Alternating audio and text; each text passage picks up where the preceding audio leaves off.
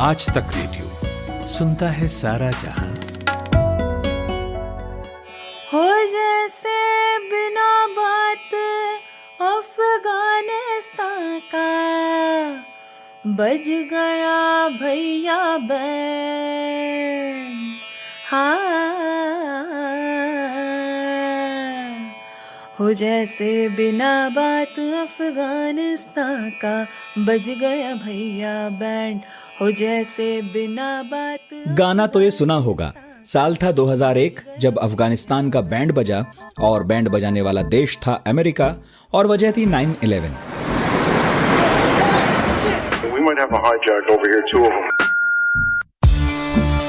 हमारी आपकी जनरेशन तब होश संभाल रही थी और पहली बार काबुल, कंधार, लादेन, तालिबान ऐसे ऐसे नाम सुन रही थी। तब की धुंधली याद में से एक है राष्ट्रपति बुश का वो ऐलान जिसके बाद अफगानिस्तान की जमीन पर गोला बारूद बरसने का दौर शुरू हुआ जो अब तक जारी है। On my orders, the United States military has begun strikes against Al-Qaeda terrorist training camps and military installations of the Taliban regime in Afghanistan. Bush के इसी ऐलान के साथ अमेरिकी सेना अफगानिस्तान में घुस गई थी और अब 20 साल बाद इस सवाल के साथ लौट रही है कि हमने क्या खोया, क्या पाया। लादेन मारा गया, अल-कायदा कमजोर हुआ, तालिबान सत्ता से दूर बना रहा, लेकिन अब वही तालिबान ताकत बटोर कर आगे बढ़ रहा है और एक एक करके अफगानिस्तान में खोए हुए ठिकाने कब्जा रहा है। कई शहर तो ऐसे हैं जिनकी सरहद पर तालिबानी खड़े होकर बस अमेरिका के जाने का इंतजार कर रहे हैं। उधर बाइडेन का वादा है कि इस साल की 9/11 से पहले हर अमेरिकी सैनिक अपने घर पर होगा। After 20 years, $1 trillion spent, 2,448 Americans killed, 20,722 more wounded, and untold thousands coming home with unseen trauma to their mental health. I will not send another generation of Americans to war in Afghanistan with no reasonable expectation. गए 2 दशकों में 2,448 अमेरिकी सैनिकों ने अपनी जान खोई, 35 से 40 हजार अफगानी नागरिक भी मारे गए और ये सब कुछ हुआ उस तालिबान के हाथों जिसे कभी अमेरिका और पाकिस्तान ने साथ मिलकर बड़ा किया था। पैसे दिए, ट्रेनिंग दी, हथियार दिए और वो सब कुछ इसलिए ताकि तालिबान सोवियत यूनियन से लड़ता रहे। ये झगड़ा क्या था, क्यों था, बहुत इंटरेस्टिंग है जिस पर आज बात करेंगे पढ़ाकू नितिन में, लेकिन पहले थोड़ा फ्लैशबैक। तो साहब ये कहानी है आर्याना की जिसे दुनिया आज अफगानिस्तान कहती है और खुद अफगानी लंबे वक्त तक खुरासान कहते रहे। तारीख बताती है कि सेंट्रल एशिया के दक्षिण में बसा ये मुल्क हमेशा कॉन्फ्लिक्ट्स का केंद्र रहा, जहां जरथुष्ट्र का पारसी धर्म भी था और बौद्ध मठ भी। इस अफगानिस्तान ने बहुत सल्तनतें देखी।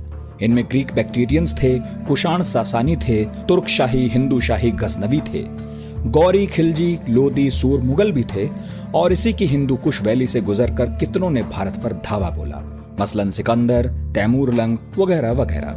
और यहीं से सफर करते हुए इब्न बतूता भी भारत पहुंचा था। बाबर भी हिंदू कुश पार करके काबुल आया था और उसके बाद अहमद शाह अब्दाली के वंशजों ने अफगानिस्तान की सत्ता संभाली। लेकिन आधुनिक दुनिया में इस नाटक में कई पात्र जुड़े। अंग्रेजों ने 2 बार अफगानिस्तान पर धावा बोला, 1839 में भी और 1878 में भी।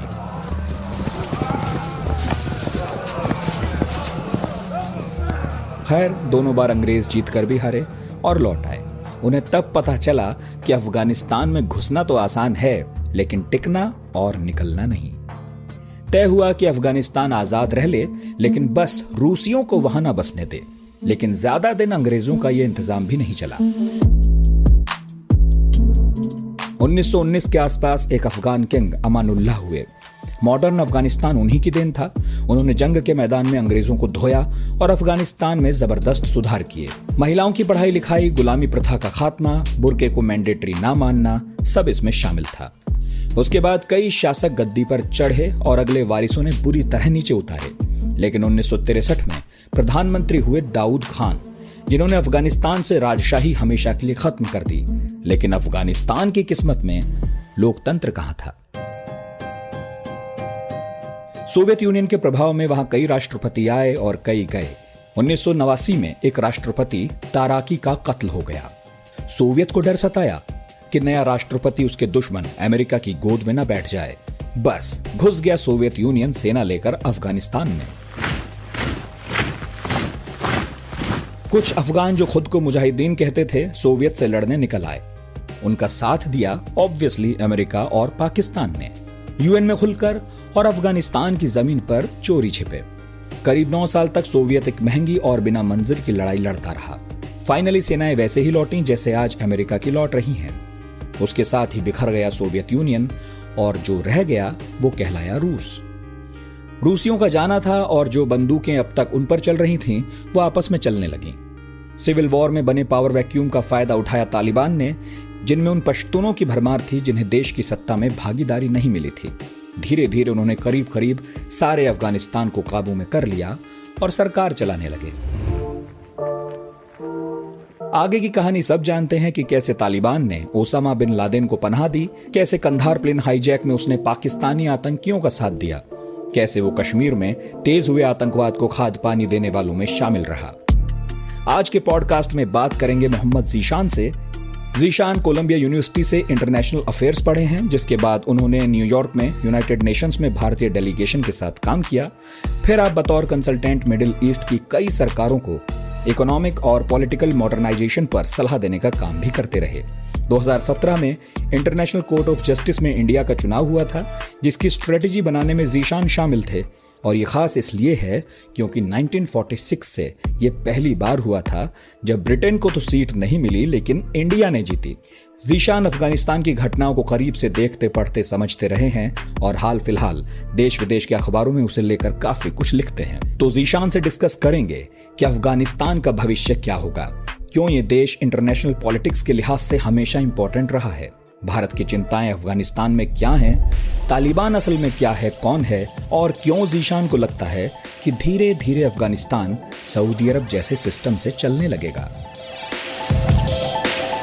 मैं हूं नितिन ठाकुर और ये है पढ़ाकू Nitin. At the stroke of the midnight hour, when the world sleeps, I'm going to make him an offer again with you. सत्ता का खेल तो चलेगा, सरकारें आएंगी जाएंगी, मगर मेरे कमरे में किताबों के सिवा कुछ भी नहीं।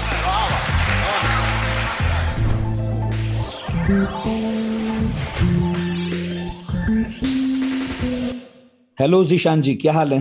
बिल्कुल बहुत अच्छा हूँ नितिन जी, आप कैसे हैं? बस सब बढ़िया है। और मेरा ख्याल है आप इस वक्त बेंगलोर में हैं और वहाँ बारिश का मौसम है, काफी बारिश हो रही है इस वक्त। जी बिल्कुल, बहुत ज्यादा बारिश आ रहा है और मौसम भी बहुत अच्छा है। यहाँ पर टेम्परेचर कुछ 20 डिग्रीज जैसा है। मैंने सुना कि दिल्ली में ज्यादातर गर्मी आ रही है अभी। हाँ, मुंबई और दिल्ली दोनों में झमाझम बारिश है, लेकिन गर्मी से कोई राहत नहीं है।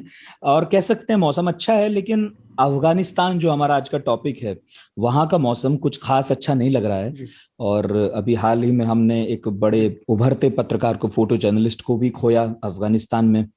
और आपके भी शायद कुछ दोस्त वहां पर रहते थे काबुल में, वो भी लौटे हैं अभी शायद। काबुल में मेरी एक दोस्त थी जो ह्यूमैनिटेरियन काम कर रही थी और वहां से ज्यादातर फॉरेनर्स को अब एवैक्यूएट किए हैं। फ्रांस ने एक फाइनल फ्लाइट दिए थे पेरिस जाने के लिए फ्रेंच सिटीजन्स को। जो भी भारतीय सिटीजन्स हैं वो भी अब लौट रहे हैं, तो उन्होंने भी वापस आ गई।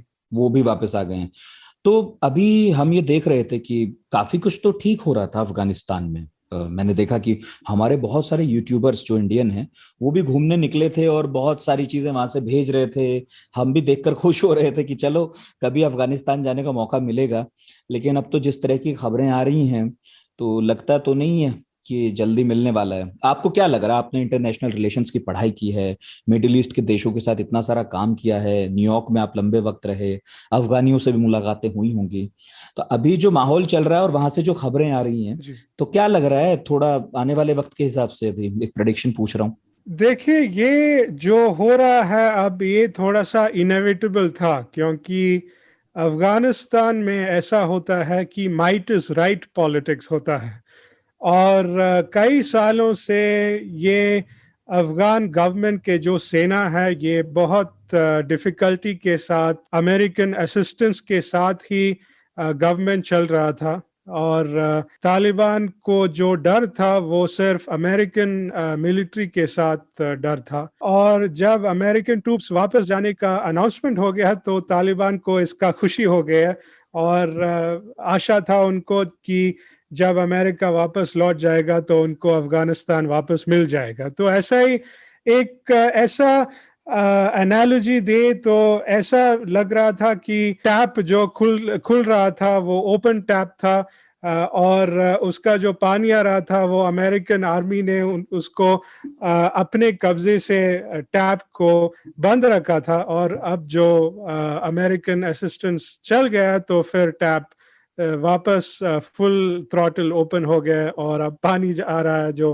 तालिबान की मिलिशिया है। अच्छा, एक चीज है, ये तो मैं खैर सवाल आपसे पूछूंगा ये आगे चलकर, लेकिन शुरू से शुरू करते हैं जरा सा। अफगानिस्तान से हमारा बॉर्डर भी नहीं मिलता है, वो कभी दुनिया का कोई ताकतवर देश भी नहीं रहा है, ऐसा भी नहीं है कि बहुत बड़ा व्यापार का केंद्र रहा हो या फिर बहुत बड़ी सेना रही हो, मतलब ऐसा भी नहीं है। और वहां से निकलकर बहुत सारे शासक आए हों जिन्होंने दुनिया भर में जीत हासिल की हो, सिकंदर जैसे या शक हूण कुषाण जैसे निकले थे, ऐसा कुछ है नहीं।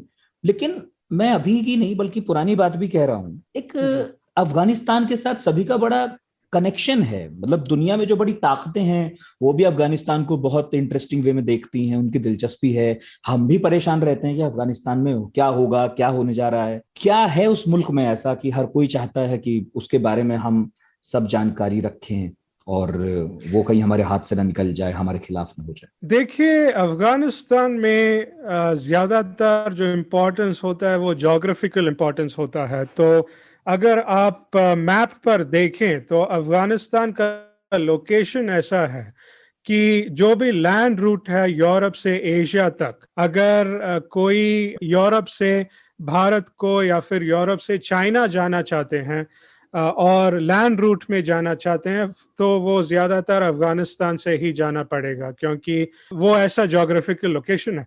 तो पहले जो एंशियंट ईरा में जब ट्रेड हो रहा था, सिल्क रोड का ट्रेड हो रहा था चाइना से यूरोप तक या फिर इंडिया से यूरोप तक, और जब यूरोपियन कॉन्करर्स आ रहे थे, सिकंदर जैसे कॉन्करर्स आ रहे थे या फिर माइग्रेंट्स आ रहे थे यूरोप से भारत में, ये सब लोग अफगानिस्तान से ही आ रहा था। तो अफगानिस्तान एक ट्रांजिट पॉइंट हो गया था सबके लिए, जो प्रीस्ट था या फिर ट्रेडर था, मर्चेंट था या फिर आर्मी था जो इंपीरियल कॉन्क्वेस्ट करना चाहते थे, सब ऐसा ही आ रहे थे।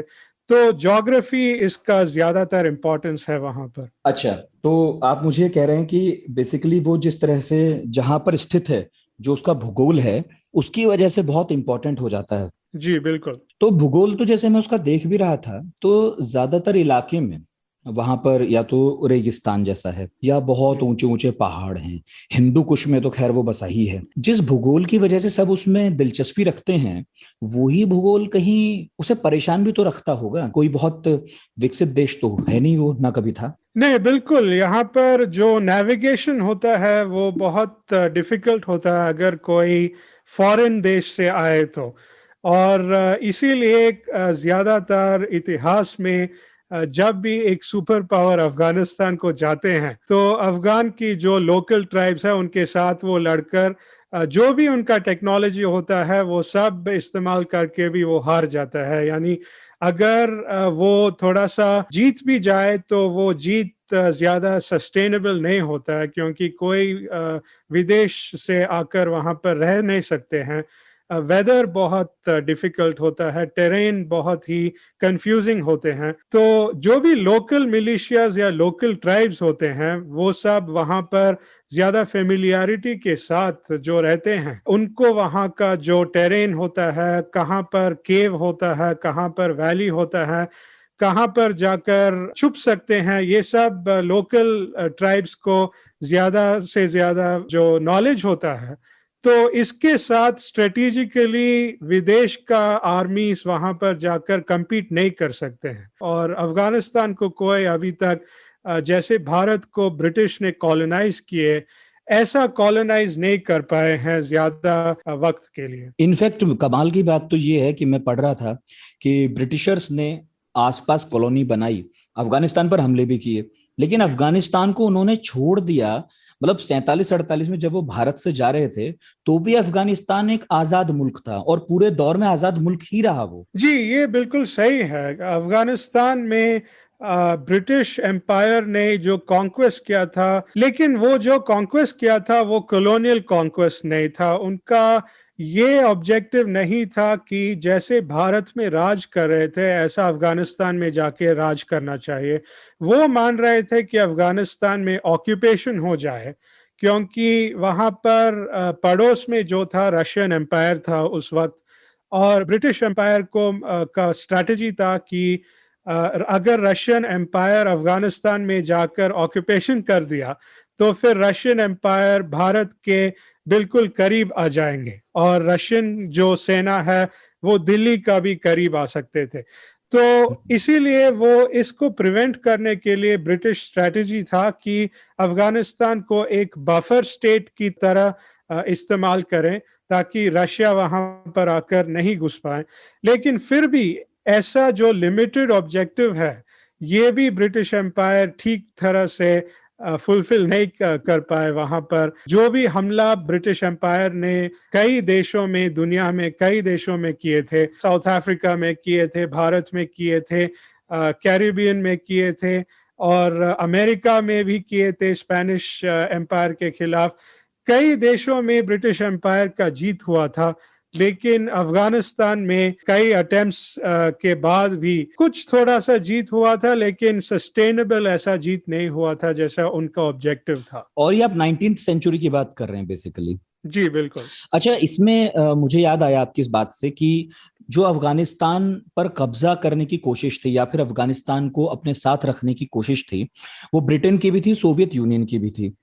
इसको द ग्रेट गेम कहा गया, तो इसको थोड़ा डिकोड कीजिए। हाँ जी, ब्रिटिश एम्पायर जब भारत में था उस वक्त रशियन एम्पायर था उनका राइवल अफगानिस्तान में। जार के साथ झगड़ा हुआ था रशियन एम्पायर। उसके बाद ही 1914 में ये रशियन रेवोल्यूशन हुआ था और उसके बाद ही सोवियत यूनियन पैदा हुआ था। और जब सोवियत यूनियन आया था उसके बाद ब्रिटिश एम्पायर यहाँ साउथ एशिया में थोड़ा सा वीक हो रहा था और उसके बाद ही उनका वर्ल्ड वॉर में भी ज्यादा कैजुअलिटीज हुआ था, तो उसके बाद साउथ एशिया का इंडिपेंडेंस हो गया। और उसके बाद कुछ दिन के लिए सोवियत यूनियन वहां पर इस नेबरहुड में ज्यादा पावरफुल सुपर पावर था उस वक्त। मैं बोल रहा हूं कि कोल्ड वॉर की ईरा में, जो इंडियन इंडिपेंडेंस के बाद जो 1950 से 1980s तक था जी, उस वक्त सोवियत यूनियन का ज्यादा अपर हैंड था ब्रिटिश एम्पायर का जाने के बाद। और सोवियत यूनियन का डिफरेंट ऑब्जेक्टिव्स था। ब्रिटिश एम्पायर का ऑब्जेक्टिव यही था, जैसे मैंने कह रहा था, कि अफगानिस्तान को एक बफर स्टेट की तरह इस्तेमाल करें। वहां पर पहाड़ भी है, हिंदू कुश है और इसीलिए फॉरेन इन्वेडर्स को ज्यादा तकलीफ हो जाएगा, तो उनका यही स्ट्रैटेजी था। सोवियत यूनियन का स्ट्रैटेजी था कि कम्युनिज्म को वहां पर स्प्रेड करें, जैसे वो दुनिया के कई देशों में उसका प्रमोशन कर रहे थे। क्यूबा में कर रहे थे, वियतनाम में कर रहे थे, कोरिया में कर रहे थे, और ऐसा ही सोवियत यूनियन अफगानिस्तान में भी कम्युनिज्म का प्रमोशन करने की ऑब्जेक्टिव मान रहे थे। हाँ, मतलब मैं ये देख रहा था कि 19th सेंचुरी में अफगानिस्तान को बफर स्टेट बनाया ब्रिटिश और रशियन एम्पायर्स ने, और उसे कहा गया द ग्रेट गेम। और रुडियर्ड किपलिंग जो बड़े साहित्यकार हैं अंग्रेजी के, उन्होंने किम नाम का एक उपन्यास लिखा है, नोबेल प्राइज जीता है किपलिंग ने, उन्होंने ये वर्ड दिया द ग्रेट गेम। और उसके बाद मैंने इस पर एक आध किताब भारत में भी पढ़ी, द ग्रेट गेम करके, और अफगानिस्तान का जब भी नाम आता है तो द ग्रेट गेम जरूर कहा जाता है। अच्छा, 19th सेंचुरी में फिर आपने बताया कि 1950 के बाद धीरे धीरे ब्रिटेन का प्रभाव कमजोर हो गया और 1950 के बाद अमेरिका बड़ा देश बन गया, तो अफगानिस्तान में जो है अमेरिका और रशिया यानी सोवियत यूनियन, इनके बीच में ग्रेट गेम चलने लगा। और 90s के बाद जब सोवियत यूनियन गिर गया तो भी वहां पर तालिबान पनपने लगे और ओसामा बिन लादेन को तालिबान ने वहां पनाह दी। और फिर उसके बाद जब 9/11 हुआ तो अमेरिका फिर ढंग से घुस गया, अपनी सेना लेकर ही घुस गया, है ना। और उसके बाद अब ये 20-22 साल से ग्रेट गेम इनके बीच में चलता रहा, तो वो ग्रेट गेम जारी था, जारी है जी। पूछना ये था कि पश्तून है वहां पर, सबसे ज्यादा आबादी उनकी है 42% के करीब, फिर ताजिक हैं 27%, हजारा हैं, उज्बेक हैं, एमक, तुर्कमान, बलूच, और इसके अलावा भी लोग रहते हैं, सिख भी रहते हैं कुछ हद तक, हिंदू भी रहते हैं कुछ हद तक। ये जो पश्तून हैं ये ज्यादातर तालिबान बने हैं। मैं इनमें फर्क समझना चाह रहा हूं कि क्या ये जो ट्राइब्स हैं आपस में लड़ती रहती हैं, या फिर ये ट्राइब्स आपस में एक भी हुई हैं कभी दुनिया के खिलाफ, या उनके खिलाफ जो जंग करने आए उनके खिलाफ? अफगानिस्तान में ऐसा होता है, और ये कई देशों में ऐसा ही राजनीति होता है कि मल्टीपल लेयर्स होते हैं। तो ऊपर में जो सरफेस लेयर होता है उसमें देखा जाए तो एक ही यूनाइटेड गवर्नमेंट है, लेकिन उसका नीचे जो है वहां पर ज्यादातर इंटर ट्राइबल पॉलिटिक्स भी होता है। तालिबान का यही खासियत है कि उनका रिलीजियस एजेंडा है। इससे पहले जब कई सदियों से अफगानिस्तान में ट्राइबल कॉन्फ्लिक्ट और ट्राइबल वॉरफेयर आता ही रह रहे हैं, लेकिन 1980s में जब सोवियत यूनियन वहां पर ऑक्यूपेशन कर रहे थे, ये कहानी यहीं पर शुरू होता है जब 1978 में अफगानिस्तान में एक coup d'etat हुआ था, सौर रेवोल्यूशन कहा जाते हैं इसको, और इसमें जो उस वक्त राष्ट्रपति था दाऊद खान, डिसलॉज करके अफगानिस्तान के कम्युनिस्ट पार्टी जो है उन्होंने सरकार बना दे। ये डेमोक्रेटिक ट्रांजिशन नहीं था, ये coup d'etat था, और में यहीं पर कोल्ड वॉर का एक प्रॉक्सी वॉर चल रहा था। कम्युनिस्ट पार्टी को बिल्कुल सपोर्ट सोवियत यूनियन से ही आया था, और जब ये कम्युनिस्ट पार्टी वहां पर सरकार बने तो वो बहुत ही अथॉरिटेरियन और यूनिफॉर्मिंग रिजीम था। मतलब जो अफगानिस्तान में ज्यादातर आइडेंटिटीज होते हैं, जैसे आपने कहे थे, कई ट्राइब्स होते हैं, पश्तून होते हैं, ताजिक होते हैं, उज़्बेक होते हैं, ये सब को अपने अपने यूनिकनेस एक्सप्रेस करने की एक एटमॉस्फेयर बन रहा था उस वक्त तक। लेकिन जब कम्युनिस्ट पार्टी आ गया तो कम्युनिस्ट पार्टी ने इसको खत्म कर दिए, और इसी के साथ कम्युनिस्ट पार्टी के खिलाफ एक ज्यादातर पॉपुलर रेबेलियन आ गया था अफगानिस्तान में। कई लोगों को अपने अपने प्रॉब्लम्स थे, जैसे यहाँ पर भारत में जब ब्रिटिश राज था, ब्रिटिश राज के खिलाफ पंजाब में भी लड़ाई हुए थे, बंगाल में भी रेबेलियन हुआ था, तमिल में भी रेबेलियन हुआ था। ये कई आइडेंटिटीज थे, कई एथनिक आइडेंटिटीज और लिंग्विस्टिक आइडेंटिटीज थे।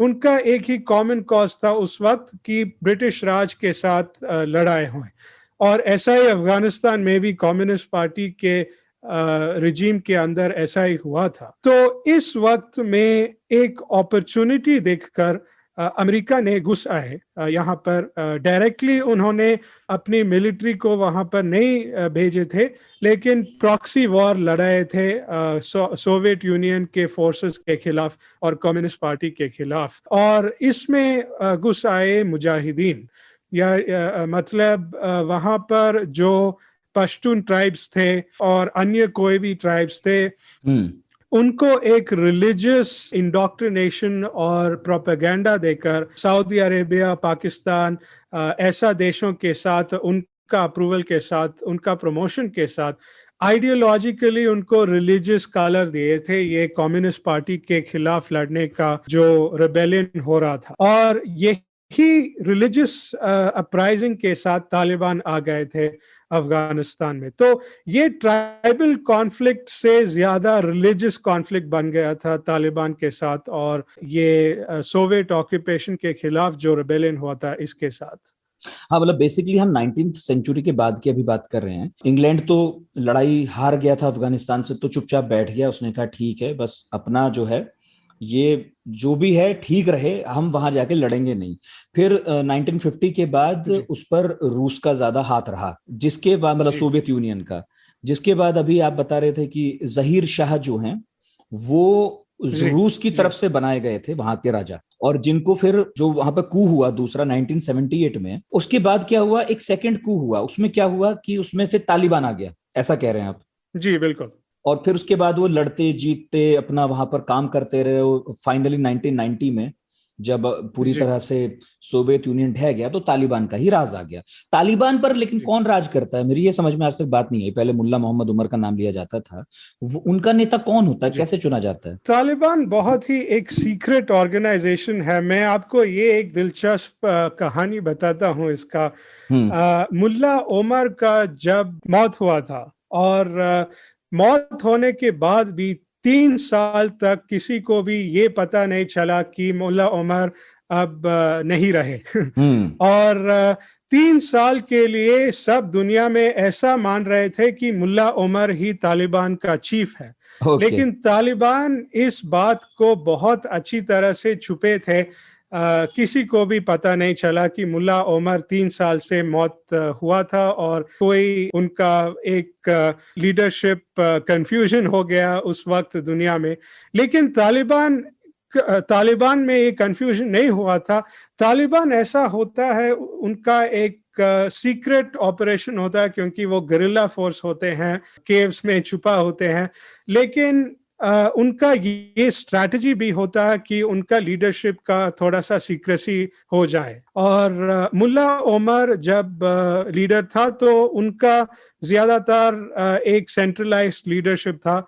लेकिन स्ट्रैटेजी इसीलिए हुआ था सीक्रेसी का, क्योंकि तालिबान का मानना था, और ये बिल्कुल सच भी था, कि अगर तालिबान का एक कैरिस्मेटिक सेंट्रल लीडर नहीं है तो फिर तालिबान का जो डाइवर्सिटी है उससे ज्यादा मल्टीपल फैक्शंस हो जाएंगे, और उनका यूनिटी नहीं नहीं तो हो तालिबान में पाए। और भी लोग हैं क्या पश्तून के अलावा? जी, पश्तून के अलावा भी होते हैं, लेकिन पश्तून मेजॉरिटी होते हैं। लेकिन पश्तून के अंदर भी आइडियोलॉजिकल डिफरेंसेस ओके। होते हैं। कुछ ऐसा मॉडरेट्स होते हैं। इसीलिए ये रिलीजियस आइडियोलॉजी आने के बाद इसीलिए इसका प्रॉब्लम आ गया था, क्योंकि वो उनका ट्राइब मेजॉरिटी पश्तून होते हैं, लेकिन फिर भी उनका ड्राइविंग आइडियोलॉजी पश्तून आइडियोलॉजी नहीं, रिलीजियस आइडियोलॉजी होता है। और इसी के कारण तालिबान में डिफरेंसेस और फैक्शंस होते हैं। कुछ ऐसा मानते हैं कि वो मॉडरेट तरह से गवर्नेंस करना चाहिए, कुछ ऐसा मानते हैं कि वायलेंट और एक्सट्रीमिस्ट तरह से गवर्नेंस करना चाहिए, कुछ ऐसा मानते हैं कि शरिया बहुत ही स्ट्रिंजेंट और स्ट्रिक्ट होना चाहिए। लेकिन कुछ ऐसा मॉडरेट फैक्शंस भी होते हैं तालिबान में जो मानते हैं शरिया का इंटरप्रिटेशन ऐसा नहीं होना चाहिए, और औरत को काम करने के लिए देना चाहिए, ज्यादा वायलेंट नहीं होना। तो ऐसा आइडियोलॉजिकल डिफरेंसेस होते हैं तालिबान के अंदर। और जब मुल्ला उमर एक सेंट्रलाइज्ड कैरिज्मेटिक लीडर था, तो वो इस डिफरेंसेस को अपनी तरफ से मैनेज कर रहे थे, और इस पर ज्यादातर रेबेलियन नहीं हो रहा था तालिबान के अंदर। ओके, तो अभी नेता कौन है अब तालिबान का? जी। अभी कौन नेता है तालिबान में? अब तो ऐसा हो गया है कि मुल्ला उमर के बाद ऐसा कैरिज्मेटिक लीडर नहीं आ पाए तालिबान में। तो उनका एक लीडर होते हैं इस वक्त, मैं बोलता हूं उनका नाम, उनका अब नाम होता है मौलवी हिबातुल्लाह अखुनजादा। लेकिन मुल्ला उमर का जो कैरिज्मा और कंट्रोल था वो इनके साथ नहीं है, और इसीलिए अब हम अब देख रहे हैं कि तालिबान में ज्यादा डिफरेंसेस आ रहे हैं।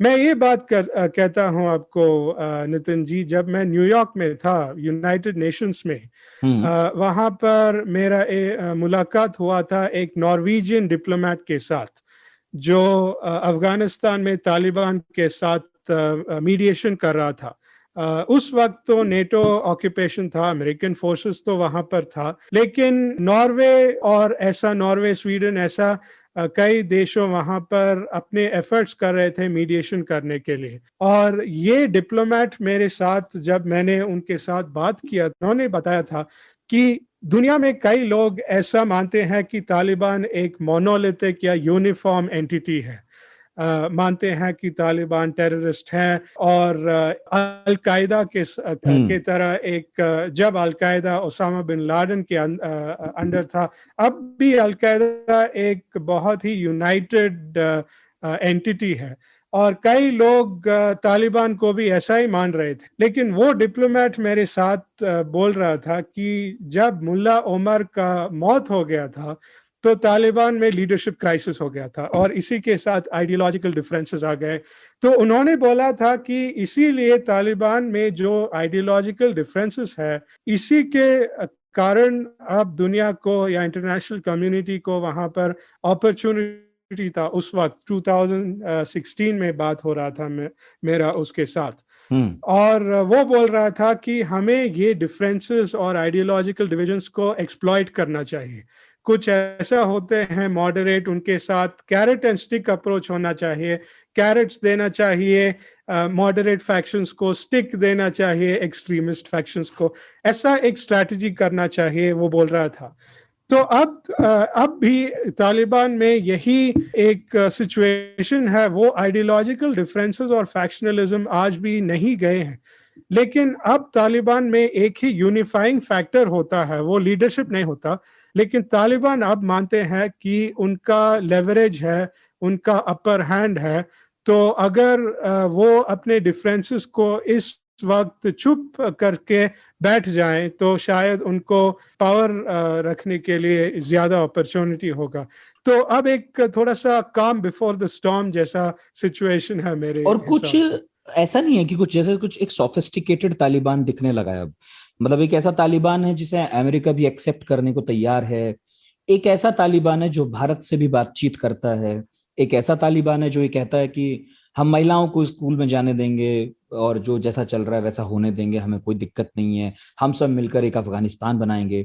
ये वाकई कोई एक नई तरह का परिवर्तन है, एक समझदारी है, या फिर तालिबान केवल ऐसा दिखा रहा है करके ताकि अभी जो टाइम है वो निकल जाए, अमेरिकी पूरी तरह से चले जाएं और दुनिया उन पर भरोसा कर ले और बाद में तालिबान को जो करना है सो वो करे। जी, मेरे हिसाब से यही पॉलिटिकल इक्वेशन है तालिबान में कि एक्सट्रीमिस्ट फैक्शन अपने आप को कंट्रोल कर रहे हैं क्योंकि वो अब पेशेंस रखकर अब वो इंतज़ार कर रहे हैं। और एक्सट्रीमिस्ट फैक्शंस भी यही मानते हैं कि शायद मॉडरेट फैक्शंस को डिप्लोमेसी कर दें क्योंकि उनको ज़्यादा इंटरनेशनल लेजिटिमेसी है और उनको ज़्यादा कॉम्प्रोमाइज़ेस भी मिल जाएगा, ऐसा मानते हैं। और जब अमेरिका अब विड्रॉल का अनाउंसमेंट किया था और वो बाहर करने के लिए तैयार किए, तो हमें देखना मिले कि धीरे से एक्सट्रीमिस्ट फैक्शंस भी अब थोड़ा सा वोकल आकर आ रहे हैं। तो ऐसा हो रहा है कि नॉर्दर्न प्रोविंसेस में जहां पर तालिबान की ज़्यादा मिलिट्री डोमिनेशन है, वहां पर वो फिर से अब जो शरिया के पहले जो वो कर रहे थे वो कर रहे हैं और महिला को, औरत को अब काम करने के लिए देना नहीं दे रहे हैं और ज़्यादा एक्सट्रीमिस्ट हो रहे हैं। लेकिन काबुल में अभी तक उनका एक पावर और कंट्रोल नहीं आया है, तो इसीलिए वो अभी तक कंट्रोल में है काबुल में और काबुल, कंधार, बहुत सारा है जी, जो उनके हाथ में नहीं है। ऐसे प्रोविंसेस में जो उनका हाथ में नहीं है वो अभी तक मॉडरेट फैक्शंस का इस्तेमाल कर रहे हैं। और तो मेरे हिसाब से यही लग रहा है कि अगर तालिबान का फुल डोमिनेंस हो गया तो दो बात हो सकता है। एक बात यही है कि मॉडरेट और एक्सट्रीमिस्ट फैक्शन के बीच में झगड़ा हो जाएगा, लड़ाई होगा, और इसमें मेरे हिसाब से एक्सट्रीमिस्ट फैक्शन ही ज्यादा पावरफुल है वहां पर क्योंकि उनके पास मिलिट्री माइट है, उनके पास बंदूक है। तो एक्सट्रीमिस्ट फैक्शन शायद उसमें जीत जाएंगे या प्रिवेल हो जाएंगे और उसके बाद शायद तालिबान फिर से एक बहुत ही खतरनाक रिजीम हो जाएगा। जी, फिलहाल वक्त हो गया एक छोटे से ब्रेक का। लौटेंगे तो बात करेंगे ज़ीशान से कि कहीं ऐसा तो नहीं कि अफगानियों को तालिबानी शासन पसंद ही हो, और साथ में समझेंगे कि कैसे इस इतने बड़े संगठन का खर्चा पानी चलता है। मेरे पास ना काम बहुत है और आंखें मेरी हमेशा ऑक्यूपाइड रहती हैं। ऑफिस में स्क्रीन देखो, ड्राइव करते हुए सड़क देखो, फिर घर आकर खाना बनाओ, पर कान मेरे फ्री रहते हैं। इन कान से भी मैं बहुत काम करती हूँ, मास्क टिकाती हूँ, चश्मा लगाती हूँ और सुनती हूँ आज तक रेडियो, क्योंकि पॉडकास्ट की बात ही अलग है। आप भी सुनकर देखो आज तक रेडियो, सुनता है सारा जहां। Welcome back. अच्छा, कई बार मेरे मन में एक सवाल आता है। देखिए, मैं ना शुरू के अफगानिस्तान के बारे में आपसे जानूंगा, अभी मुझे वो बात करनी है। 19th सेंचुरी से पहले क्या हो रहा था, बाबर भी वहां पर था, सिकंदर भी कभी वहां पर आया था, कभी वहां पर बहुत सारे पारसी लोग पूजा पाठ करते थे, 50,000 साल से सभ्यता है वहां पर, तो वो बात करेंगे, बहुत इंटरेस्टिंग है। यहाँ ये बात करना चाह रहा हूँ 20-25 साल की, कि कई बार हमारे मन में ये आता है कि तालिबान अगर वहां सत्ता में थे, कभी सरकार चलाते थे, तो ऐसा तो नहीं है कहीं कि अफगानिस्तान के लोग ऐसा चाहते भी थे कि तालिबान सत्ता में रहें, और उसके बाद उन्होंने ओसामा बिन लादेन को पनाह दे दी। ओसामा बिन लादेन को पनाह देने के कारण, उसकी करतूतों के कारण अमेरिका आया और तालिबान को भी तबाह कर दिया।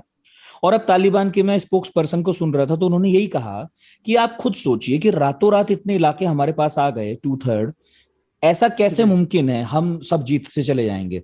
ऐसा नहीं है, बल्कि ये इलाके खुद आए हैं, इन इलाकों ने हमारा स्वागत किया है। क्या ये भी संभव है कि वहां के लोग तालिबान को पसंद करते हो? ये तो बहुत ही डिफिकल्ट क्वेश्चन है, क्योंकि इस पर ज्यादा सर्वे और स्टडी नहीं हो पाए हैं, क्योंकि ये कॉन्फ्लिक्ट जोन में लोगों का जो मन में होता है वो ज्यादा वो एक्सप्रेस कैंडिड तरफ से एक्सप्रेस नहीं करते हैं। लेकिन जो मेरे कुछ दोस्तों होते हैं जो अफगानिस्तान में काम किए हैं, उनका यही मानना है कि तालिबान का ज्यादा पॉपुलैरिटी नहीं है, और उनका जो डोमिनेंस होता है इसीलिए होता है क्योंकि उनके पास बंदूक होता है। और बंदूक तो इन लोगों के पास भी है, बंदूक तो अफगानिस्तान की सेना के पास भी है। जी, ऐसा लगता है कि अफगानिस्तान आर्मी में ज्यादा प्रॉब्लम्स होते आ रहे हैं। तो कुछ सालों पहले ऐसा हुआ था कि अफगान आर्मी में एक बहुत बड़ा करप्शन स्कैंडल हुआ था, और वहां पर जो कुछ लोग होते थे, ऐसा स्कैंडल था, सेना में जो लोग थे वो डिफेक्ट होकर चले गए क्योंकि उनको ज्यादा पैसा मिल रहा था दूसरी तरफ से, तालिबान से। और तालिबान का यही एडवांटेज है कि उनका आइडियोलॉजिकल मोटिवेशन रहता है। ये तो आपने ऐसा बताया जैसे साउथ अमेरिकन कंट्रीज में जहां पर ड्रग कार्टेल्स काम करते हैं, वहां पर पूरी की पूरी जो पुलिस की टीम होती है वो पूरी की पूरी ड्रग कार्टेल्स के लिए काम करने लगती है, क्योंकि उन्हें सैलरी ज्यादा ड्रग कार्टेल वाला दे रहा होता है। जी बिल्कुल, और यहाँ पर भी ऐसा ही हो रहा था, क्योंकि तालिबान का रेवेन्यू ओपियम ट्रेड से आ रहा था, और वो ज्यादातर जब भी अमेरिका ने कोशिश किया था उसको ठीक ठाक से खत्म नहीं कर पाए, और उनका ओपियम ट्रेड रेवेन्यू आ रहा था। जैसे आपने कहे थे, ये बिल्कुल परफेक्ट एनालॉजी है। पाब्लो एस्कोबार जब कोलंबिया में था, और ऐसा कई कार्टेल्स हैं, ये पुलिस को ऐसा मैनेज करते हैं पैसा देके। हाँ, कि पुलिस उनकी सिकैरियो बन जाती है। सिकैरियो बेसिकली वहां पर वो पूरा एक अपनी टीम रखते हैं जिनके पास हथियार होते हैं, जो लड़ाकू होते हैं, मतलब ड्रग कार्टेल वाले।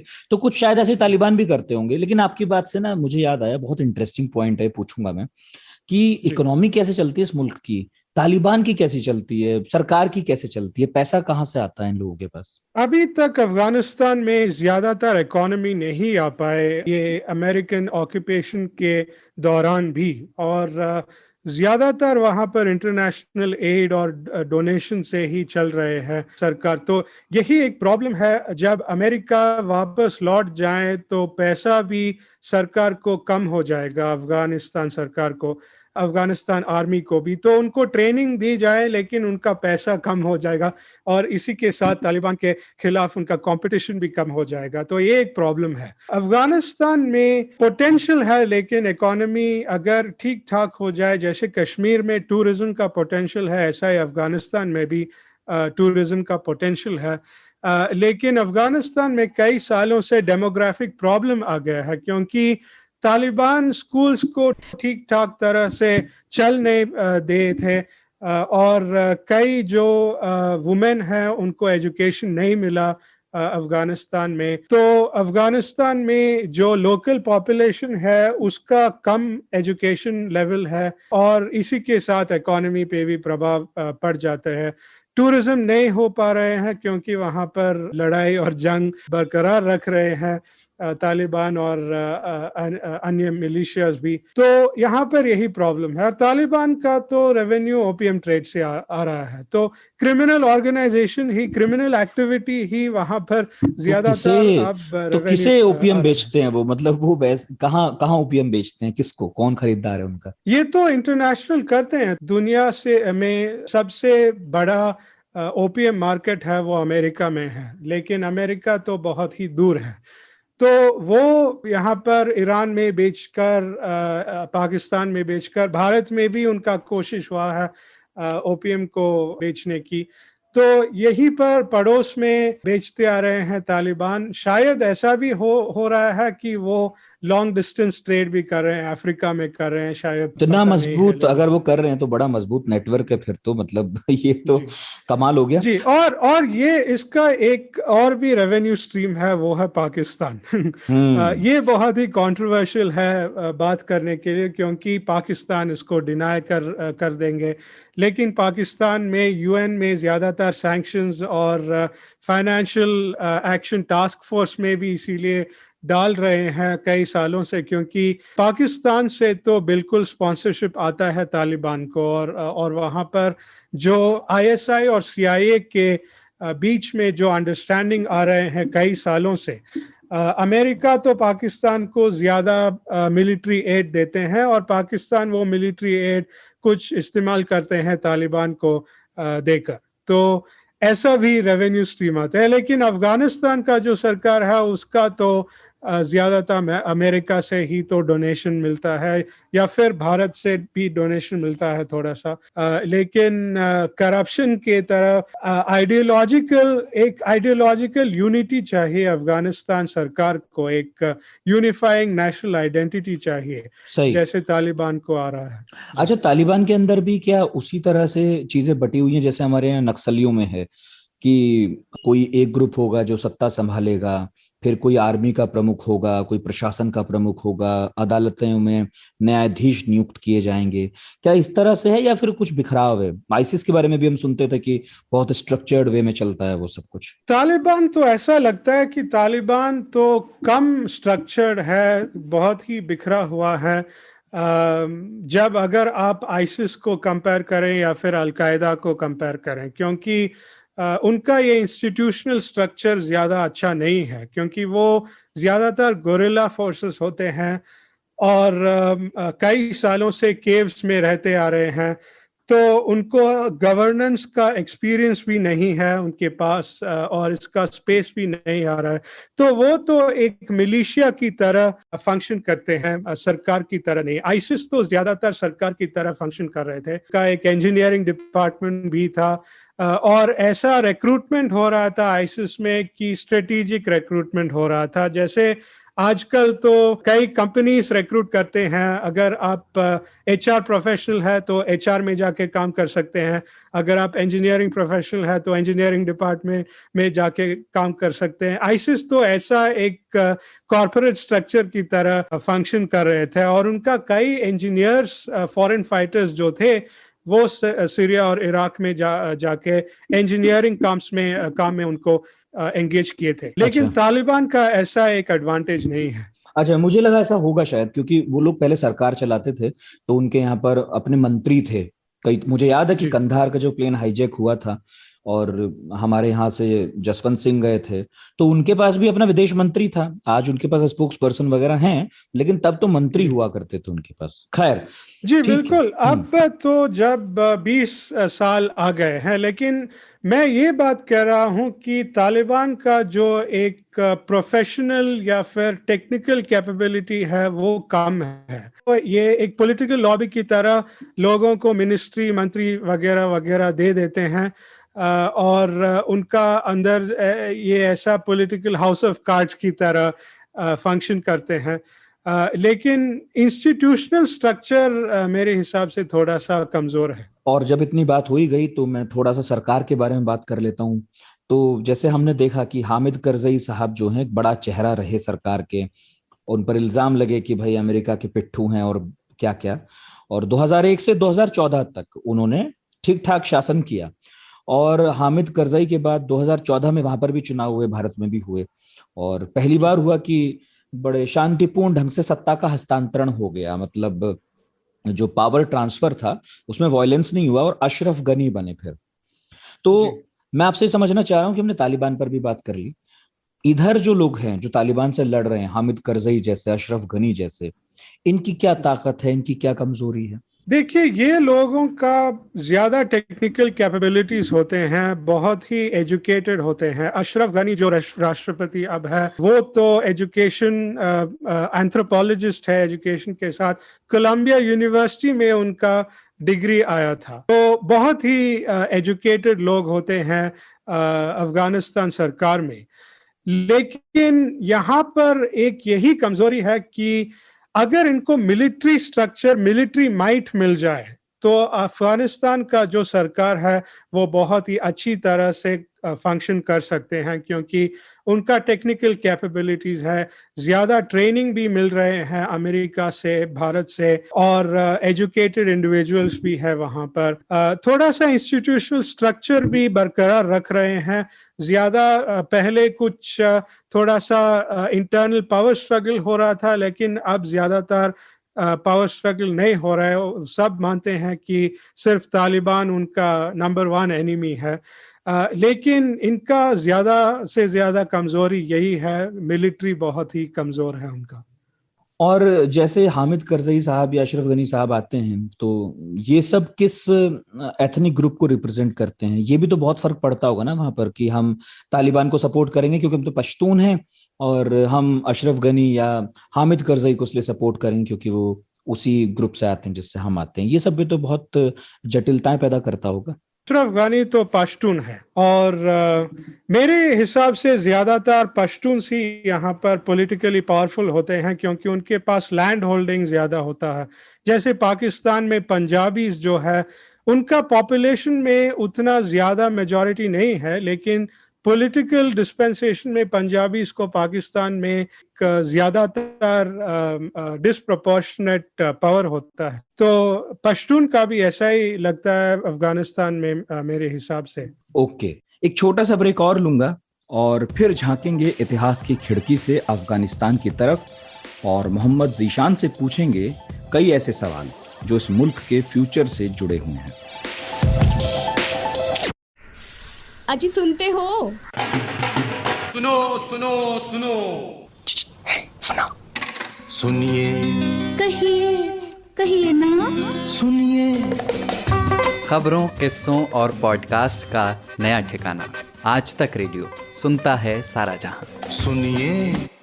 Welcome back. अफगानिस्तान का तो बहुत पुराना इतिहास है, 50,000 साल पहले से सभ्यता है वहां पर, और दूर से देखने पर लगता है कि अफगानिस्तान एक मुस्लिम मुल्क है और वहां पर तालिबान राज करता है, दूसरी तरफ सरकार है और आपस में लोग लड़ते रहते हैं। पर ऐसा है नहीं, तालिबान में भी पश्तून हैं और बहुत सारे लोग हैं, सरकार में भी बहुत सारे ऐसे एथनिक ग्रुप्स के अलग अलग लोग हैं जो अपने अपने हिसाब से वहां पर पावर स्ट्रगल करते हैं। और पूरा अफगानिस्तान बेसिकली 10-12 बड़ी ट्राइब्स में बटा हुआ है।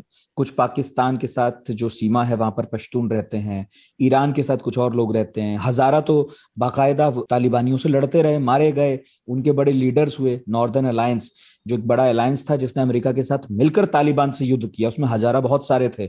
अभी कुछ वीडियोस आए उसमें हजारा को मारा जा रहा है, ये भी हमने देखा। तो सवाल मैं पूछ रहा था आपसे कि वहां पर तो सिकंदर का हमला भी हुआ, इंडोसीथियंस भी वहां पर रहे, कुषाण रहे, और आगे जब मैं पढ़ता गया तो मुझे पता चला कि भाई वहां पर गजनवी भी था, लोदीज का भी राज रहा एक टाइम पे, सूर रहे, मुगलों ने शासन किया, है ना। तो ये काफी सारे लोग रहे। मेरा ये सवाल है आपसे बेसिकली कि ये इस्लामिक मुल्क कब बना? क्योंकि यहाँ तो मैंने देखा कि बल्ख नाम की एक जगह है, यहाँ पर पारसी भी रहते थे, यहाँ पर तो अग्नि पूजा होती थी, बामियान में बुद्ध की मूर्ति थी जो बाद में तालिबान ने तोड़ी भी, बहुत सारे मठ मिलते हैं वहां पर, आज भी हैं, लेकिन चूंकि पढ़ाते नहीं है वहां पर तो लोगों को ज्यादा जानकारी नहीं है। लेकिन जब वहां पर पर्यटक जाते हैं बहुत हैरान होते हैं, मैंने बहुत सारे वीडियोस देखे हैं। तो मेरा सवाल आपसे बेसिकली ये है कि इस्लाम कब आया अफगानिस्तान में और किस तरह का इस्लाम था वो, और कब मुसलमान बना अफगानिस्तान बेसिकली? देखिए, जब 7th सेंचुरी में अरेबिया में इस्लाम का पैदा होकर एस्टैब्लिशमेंट हुआ था, तो उसके बाद उस वक्त ही वहां से जो ट्रेडर्स होते थे वो सब वहां पर इस्लाम का धीरे से धीरे प्रीचिंग करने की कोशिश करना जारी रखे। और उसके बाद जब 6th सेंचुरी 7th सेंचुरी के बाद अगर आप नेक्स्ट 200 या 300 इयर्स देखें तो वहाँ पर वो सेंट्रल एशियन रीजन में सबसे ज़्यादा पावरफुल एक ग्लोबल एम्पायर जो था वो तो मुस्लिम एम्पायर था। और अफगानिस्तान के पड़ोस में ही पर्शिया है, वहाँ पर मुस्लिम एम्पायर था। तो वहाँ से कॉन्क्वेस्ट करना शुरू कर दिया लोगों ने।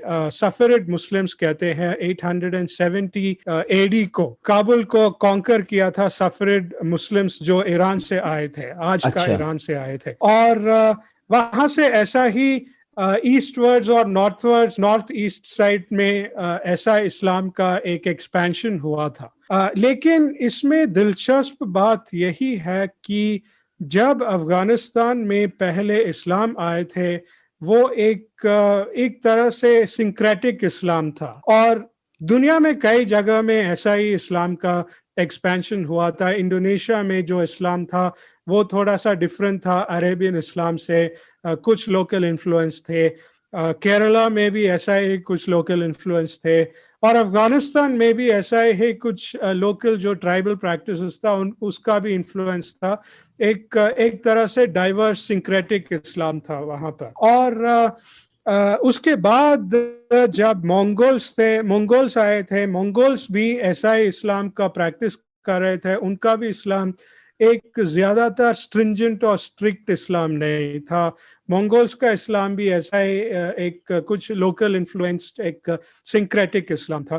तो उनका जब वहाँ पर मंगोल्स का एक्सपेंशन हुआ तो उनका भी अच्छी तरह से वहाँ पर इस्लाम का कंपैटिबिलिटी हो गया था। तो ऐसा आया था वहाँ पर पहले इस्लाम। जी ओके, मैंने पढ़ा कि जरथुष्ट्र जो थे बल्ख में हुए, बल्क जैसे बैक्टीरिया भी कहा ग्रीक्स ने। जब सिकंदर आया वहां पर, मैं कोई एक वीडियो देख रहा था, पता चला कि वहां पर आज भी दीवार है सिकंदर के आने से पहले बनाई हुई, और सिकंदर वहां पर आया, वहां पर लड़ाइयां की। तो पारसी जो थे ये भी बेसिकली ईरान से आए थे और अफगानिस्तान में रहे। बल्ख में तो जरथुष्ट्र पैदा हुए माना जाता है। फिर ये सब लोग कहाँ चले गए? वहां हिंदू भी थे बताते हैं, पहले तो भारत के साथ ही थी अफगानिस्तान की सीमा, बाद में पाकिस्तान बना। तो कहाँ चले गए वहां से पारसी लोग, हिंदू लोग? सिख भी बहुत बड़ी संख्या में थे, क्योंकि केवल उस वक्त पंजाब जो था, बड़ा हिस्सा पंजाब का आज पाकिस्तान में है, वो लोग तो धावा बोलते थे अफगानिस्तान तक। तो सिख भी बड़ी संख्या में वहां पर थे। ये सब कहाँ चले गए आज बहुत कम संख्या में? पहले जो मिडीवल टाइम्स में था, मैं कह रहा हूँ कि 8th सेंचुरी 9th सेंचुरी, ऐसा जब इस्लाम का वहां पर एक्सपेंशन हुआ तो एक रॉयल पेट्रनेज के साथ ही उसका एक्सपेंशन हुआ था अफगानिस्तान में। उससे पहले जैसे आप कह रहे थे, इस्लाम के आने से पहले वहां पर ज़ोरोएस्ट्रियंस और बुद्धिस्ट और जूस भी ज्यादातर वहां पर थे। लेकिन जब मुस्लिम रूलर्स आ गए तो मुस्लिम रूलर्स, कुछ रूलर्स ऐसे भी थे जो अथॉरिटेरियन रूलर्स थे और नॉन मुस्लिम्स के खिलाफ लड़ाई करके डिस्क्रिमिनेशन किए थे। लेकिन कुछ ऐसा भी रूलर्स थे जो रॉयल पेट्रनेज के साथ मुस्लिम्स को, इस्लाम को वहां पर प्रमोट कर रहे थे, और कई सब्जेक्ट्स को, एम्परर या सुल्तान को खुश करने के लिए मुस्लिम बन रहे थे। ऐसा भी कई लोग थे। और जब महमूद ऑफ गजनी आ गए थे 11th सेंचुरी में, तो वो एक बहुत ही अथॉरिटेरियन और इस्लामिस्ट रूलर था। वो फोर्सेबल कन्वर्जन कर दिया, पूरा रीजन को इस्लामाइज कर दिया। तो महमूद ऑफ गजनी के रूल में ही अफगानिस्तान को ज्यादा इस्लामाइज कर दिया। लेकिन फिर भी अगर आप देखें तो तालिबान आने के वक्त तक, कई सेंचुरीज तक, वहां पर बुद्धिस्ट स्टैचूज भी थे। बामियान में बुद्धिस्ट स्टैचूज थे। कई religious monuments, non Muslim monuments है अफगानिस्तान में। कई सेंचुरी से मुस्लिम पॉपुलेशन के रहने के बावजूद भी और मुस्लिम रूलर्स के रहने के बावजूद भी वहां पर नॉन मुस्लिम्स के मॉन्यूमेंट्स को प्रिजर्व कर रहे थे कई डायनास्टीज ने। लेकिन जो इस्लामाइजेशन हुआ था वो महमूद ऑफ गजनी के वक्त में पूरा हो गया था अफगानिस्तान में। जी, जो सिल्क रोड था कभी, जहां पर पूरा व्यापार होता था, तो बुखारा, समरकंद जैसे शहर उसमें पड़ते थे और वहाँ अच्छा खासा पैसा था बुखारा में, समरकंद में। बाबरनामा में हम अक्सर समरकंद का नाम पाते हैं। बाबर को तो समरकंद से रोमांस जैसा था, वो वहां जाना चाहता था, जीतने की कई बार कोशिश भी की थी। तो बुखारा और समरकंद जैसे बड़े शहर होने के बावजूद हम अफगानिस्तान को सेंट्रल एशिया की या एशिया की बड़ी ताकत के तौर पर क्यों नहीं जानते हैं? ये पहले अगर आप 1950 से भी अगर आप पिक्चर्स देखें तो अफगानिस्तान को एक डेवलप्ड सोसाइटी की तरह आपको महसूस होगा, क्योंकि ज्यादा कॉमर्स हो रहा था। कई फोटोज है, आप अगर आप देखें ब्लैक एंड वाइट फोटोज जो इमेजेस है, वहां पर वुमेन भी वहां पर ज्यादा एक्टिव नजर आ रहे होंगे। कई अच्छी अच्छी गाड़ी भी हैं और बिजनेस एस्टेब्लिशमेंट्स भी है, ज्योग्राफी को बहुत अच्छी तरह से इस्तेमाल कर रहे थे। लेकिन अगर आप देखें तो पॉलिटिकली अफगानिस्तान को एक इंडिपेंडेंट आइडेंटिटी, ज्यादातर एक असर्टिव इंडिपेंडेंट आइडेंटिटी नहीं मिल रहा था। तो ट्रेड हो रहा था, इकोनॉमिक स्टेटस भी हो रहा था, ग्रोथ भी हो रहा था, लेकिन पॉलिटिकल एक्सपेंशन नहीं हो रहा था। ज्यादातर ऐसा ही हो रहा था कि अगर विदेश में एक डायनेस्टी है तो का नीचे ही अफगानिस्तान आ रहा था। जैसे बाबर जब वो मुगल एम्परर थे यहाँ पर भारत में, या फिर मुगल एम्पायर भारत में था, तो उस वक्त भी अफगानिस्तान मुगल एम्पायर के कंट्रोल में भी कुछ दिनों के लिए थे। लेकिन मुगल एम्पायर का कैपिटल तो अफगानिस्तान में नहीं था, भारत में ही था। तो अफगानिस्तान एक प्रोविंस था मुगल एम्पायर का। और उसके पहले कई सदियों पहले जब कुशान एम्पायर था तो उनका भी ऐसा ही हो रहा था। अफगानिस्तान में उनका कैपिटल नहीं था, कई दूसरे जगह में था उनका कैपिटल, लेकिन अफगानिस्तान का सॉवरेंटी तो कुशान एम्पायर का नीचे था। तो ऐसा अफगानिस्तान को एक independent political entity modern era तक ज्यादातर नहीं मिल रहा था। जब भी पहले मीडिवल ईरा में भी जब अफगानिस्तान को एक इंडिपेंडेंट पॉलिटिकल आइडेंटिटी आ रहा था, तो वो पॉलिटिकल आइडेंटिटी ज्यादा इंपीरियल एक्सपेंशन नहीं कर पाए और सिर्फ एक छोटा सा देश में ही, छोटा सा राज्य में ही रह गए थे वो राज्यों को। और इसमें एक दिलचस्प बात है नितिन जी, जब महमूद ऑफ गजनी है या फिर मोहम्मद घोरी है, दोनों अफगानी ही है, अफगानी सुल्तान्स थे, लेकिन वो एक्सपेंशन नहीं किए थे अपने राज्यों को। जब वो भारत को आए थे तो भारत में आने की ये ऑब्जेक्टिव नहीं था कि उनको भारत में राज करना था। सिर्फ भारत में आके कुछ लूटिंग करके और मंदिर में जो भी अच्छे अच्छे वेल्थ था वो सिर्फ लेके, सारी वेल्थ को लेके वापस गए थे अफगानिस्तान को। तो उनका भी ये एक एक्सपेंशनिस्ट फिलॉसफी नहीं था, एक्सपेंशनिस्ट ऑब्जेक्टिव नहीं था, सिर्फ प्लंडरिंग और लूटिंग का यही ऑब्जेक्टिव था उनका भी।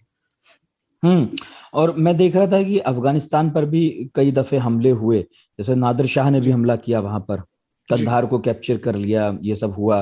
मतलब ऐसा नहीं है कि ये सिर्फ हिंदुस्तान के साथ हुआ, अफगानिस्तान पर भी कई दफे हमले हुए, वहां के शहरों को लूटा गया, उजाड़ा गया और पैसा वहां से उठाया और निकल गए। तो ऐसा भी बहुत हुआ, कई बड़े सुल्तान भी हुए। और मैं पढ़ रहा था कि कई दफे वहां पर हिंदुओं का राज भी रहा, हिंदुओं ने भी शासन किया, मौर्यों ने भी शासन किया।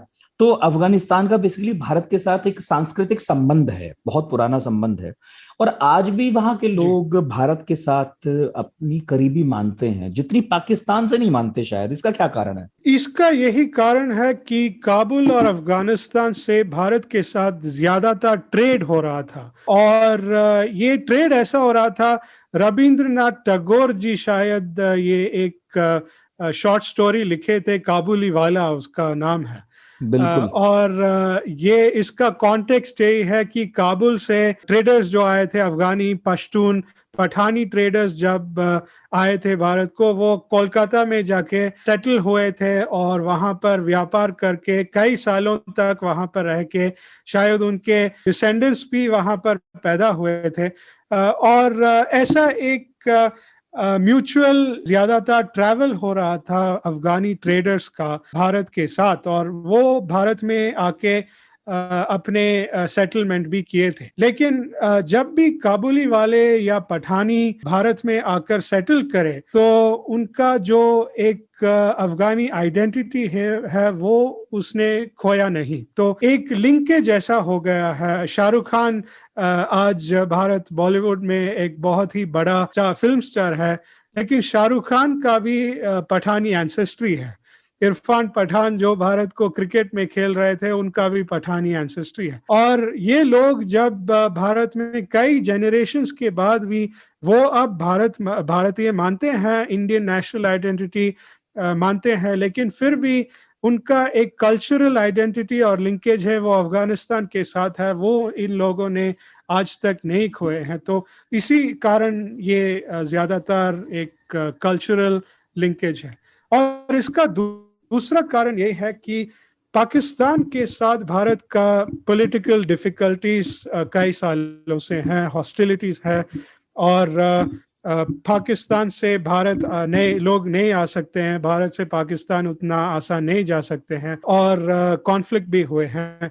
लेकिन अफगानिस्तान और भारत के साथ मॉडर्न ईरा में या कभी भी ऐसा ज्यादातर वॉर या हॉस्टिलिटी नहीं हुआ है। तो आज तक मॉडर्न ईरा में, कंटेम्परेरी टाइम्स में, भारत में या फिर अफगानिस्तान में एक दूसरे के साथ एक हॉस्टिलिटी का सेंटिमेंट नहीं है लोगों के मन में, पाकिस्तान और भारत के बीच में होता है। और मैं देख रहा था कि कई बादशाहों ने राज किया अफगानिस्तान पर, और जैसा मैंने कहा नादिर शाह ने भी हमला किया 1738 के आसपास, और उसके बाद अहमद शाह दुर्रानी 16 साल के थे, कमांडर बने अफगान रेजिमेंट में, और आगे चल के वो हेड ऑफ स्टेट बने, अफगानों ने बनाया, जिन्हें अहमद शाह अब्दाली कहा जाता है। भारत पर हमला किया अब्दाली ने, और एक बड़ी भयानक जंग हुई 1761 में पानीपत में, जिसमें मराठा साम्राज्य को हार का सामना करना पड़ा अहमद शाह अब्दाली के हाथों। बाद में अहमद शाह अब्दाली ज्यादा दिन नहीं रहे, 10-1 साल में उनकी मौत हो गई। उसके बाद उनका वंश आगे बढ़ता है, इसमें तैमूर शाह जो है वो शासन करते हैं। उसके बाद फिर धीरे धीरे जमान शाह करते हैं, महमूद शाह करते हैं, शुजा शाह करते हैं। और बेसिकली हमारे यहाँ पर पंजाब में तब सिख अंपायर खड़ा हो रहा था, और वो इतने जबरदस्त लोग थे कि उन्होंने खैबर पख्तूनख्वा तक जीता है। रणजीत सिंह ने तो मतलब खैबर पख्तूनख्वा जीता 1823 में, पेशावर को कैप्चर कर लिया था, नौशेरा में लड़ाई लड़ी थी, और जमरूद में लड़े, वो खैबर पास तक पहुंच गए। तो बड़ा कमाल हुआ। और उसके बाद यहां से शुरू होता है द ग्रेट गेम, जब अंग्रेज आ गए और बेसिकली रणजीत सिंह का पराभव होता है, उनकी मौत हो जाती है, और 1840-50 के बाद फिर अंग्रेज गेम खेलना शुरू करते हैं, और उसके बाद फिर द ग्रेट गेम थोड़ा और खुलकर खेला जाता है। तो जीशान, मैं ये समझना चाह रहा हूं कि अफगानिस्तान की सीमाएं तो कई मुल्कों से लगती है, जिसमें आप देखिए कि पाकिस्तान भी एक है, लैंडलॉक कंट्री है बेसिकली, तो उसकी सीमाएं मिलती ही हैं। तो पाकिस्तान से मिलती है, चाइना से मिलती है, और ईरान से मिलती है, तुर्कमेनिस्तान से मिलती है, उज्बेकिस्तान से मिलती है, कजाकिस्तान से भी मिलती है। हम भारत के लोग क्यों परेशान हैं कि अफगानिस्तान में क्या हो रहा है, क्यों हो रहा है? मुझे अब थोड़ा स्ट्रेटेजिकली, पॉलिटिकली ये बताइए, क्योंकि सबसे इंपॉर्टेंट तो आजकल यही है। तो इसका कई कारण है। ये एक कारण ये है, अफगानिस्तान में जैसे मैंने पहले कहा था, सबसे ज्यादा महत्वपूर्ण यही होता है ज्योग्राफी।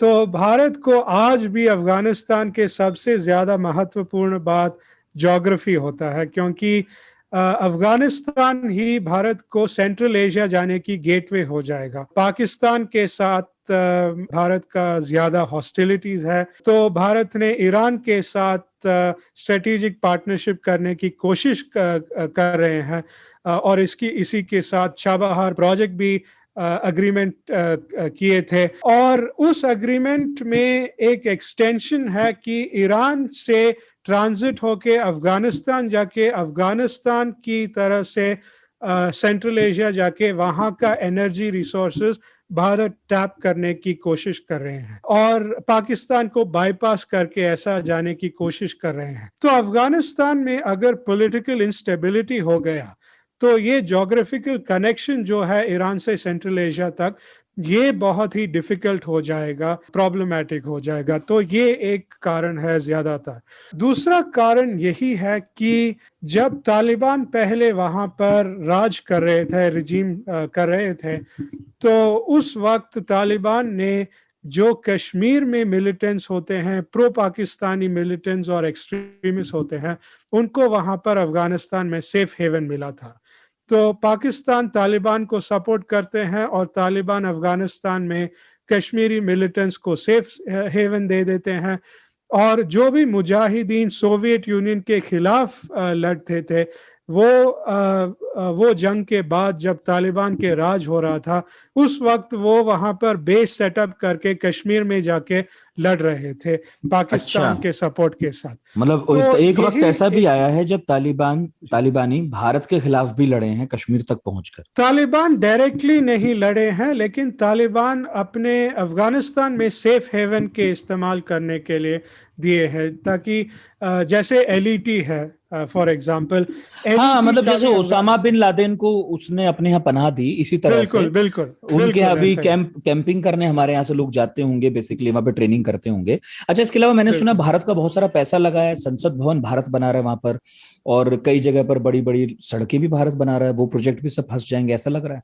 जी, ये बिल्कुल सही है। ये अफगानिस्तान इंडियन फॉरेन पॉलिसी में एक यूनिक पोजीशन ऑक्यूपाई करते हैं। यही पोजीशन है कि भारत कई देशों में, जैसे मेरा भी किताब आए हैं फ्लाइंग ब्लाइंड, मैं इसमें बोलता हूं कि भारत इंटरनेशनल अफेयर्स में ज़्यादा असर्टिव नहीं है, और कई देशों में भारत एब्सेंट है, भारत का ओपिनियन नहीं है, प्रेजेंस नहीं है, इन्फ्लुएंस नहीं है।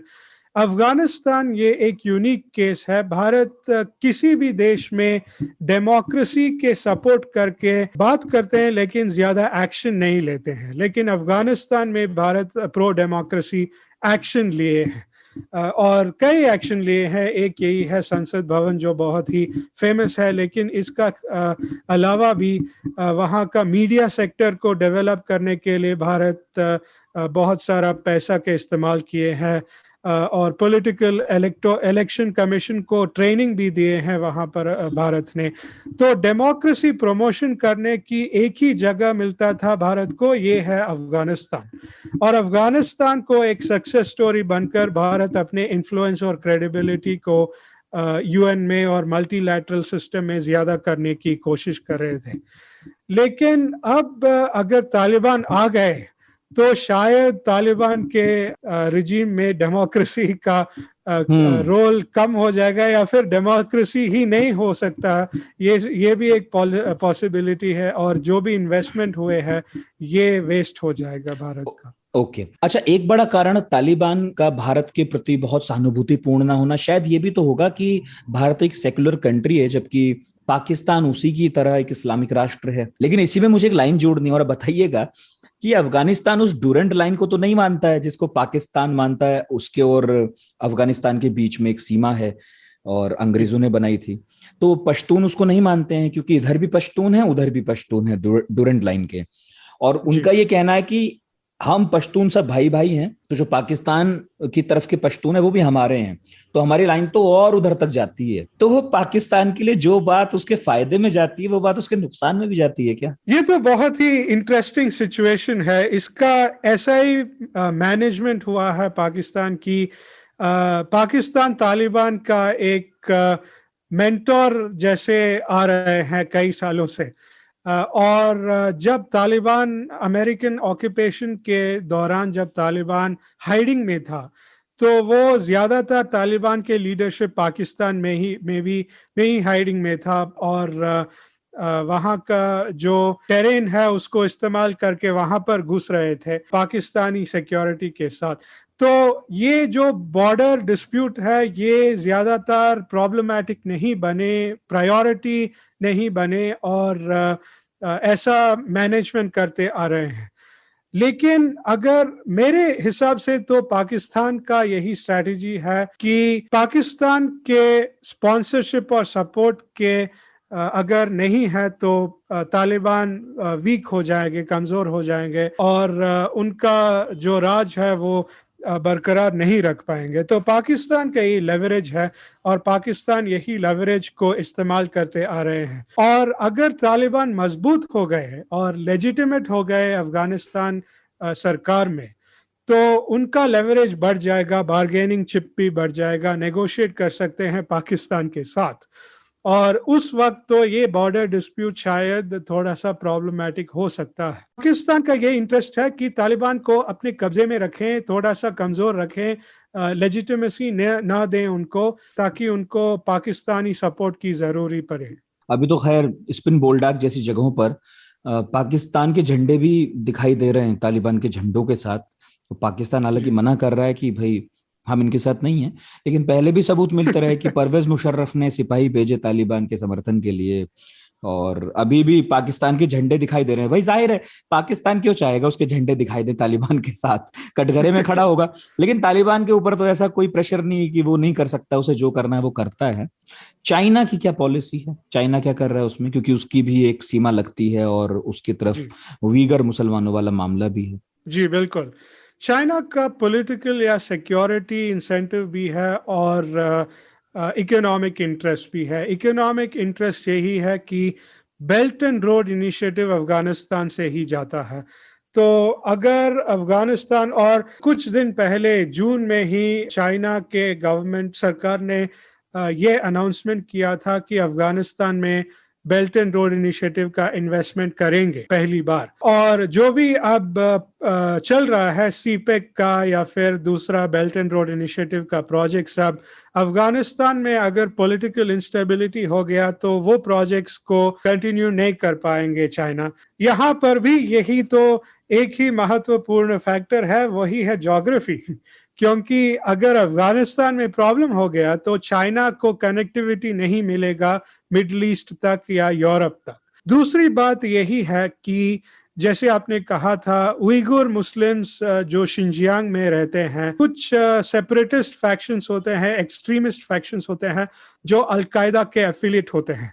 और चाइना के यही प्रॉब्लम है कि अगर अफगानिस्तान में तालिबान आ गए तो शायद तालिबान और अलकायदा के बीच में जो रिलेशनशिप है, इसके कारण तालिबान अफगानिस्तान में अलकायदा को सेफ हेवन दे देंगे। और ये जो उइगुर मिलिटेंट सेपरेटिस्ट होते हैं वो चाइना के खिलाफ शिनजियांग में लड़ सकते हैं। जैसे ही भारत को कश्मीरी मिलिटेंट्स के इश्यू पर भारत को प्रॉब्लम है, वैसा ही चाइना को शिनजियांग में उइगुर मिलिटेंट्स का प्रॉब्लम है। तीसरा यही फैक्टर है जो ज्यादातर लोग इसको समझने की कोशिश नहीं कर रहे हैं अब तक और बात नहीं कर रहे हैं।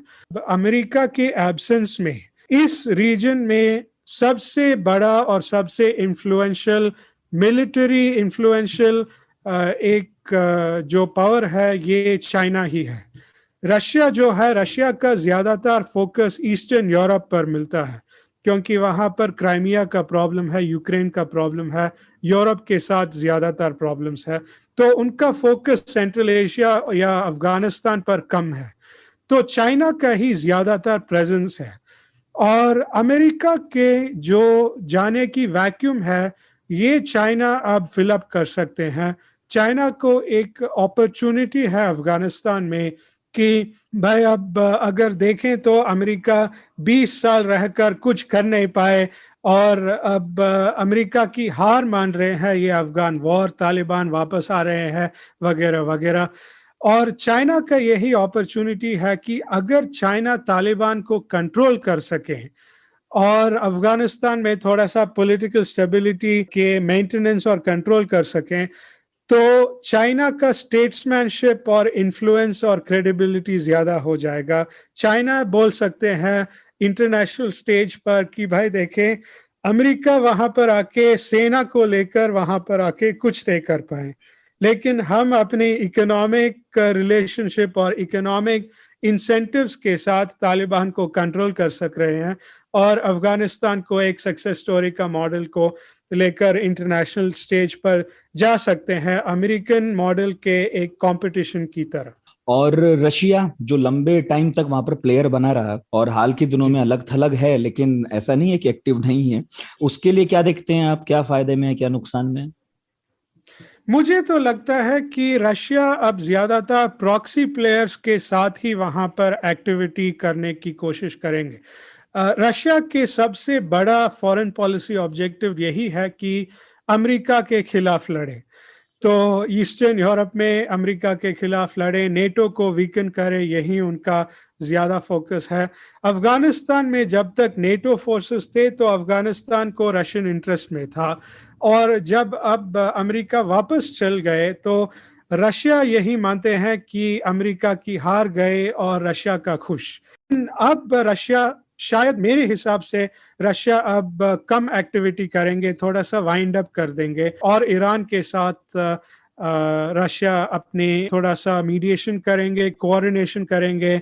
शंघाई कोऑपरेशन ऑर्गेनाइजेशन जो है उसमें रशिया ज़्यादा एक्टिव है, तो उसमें अफगान अफेयर्स को वो मैनेज करेंगे, लेकिन डायरेक्टली उनका ज़्यादातर इन्फ्लुएंस नहीं रहेगा मेरे हिसाब से। एग्जैक्टली मैं अब ईरान पर ही आ रहा था।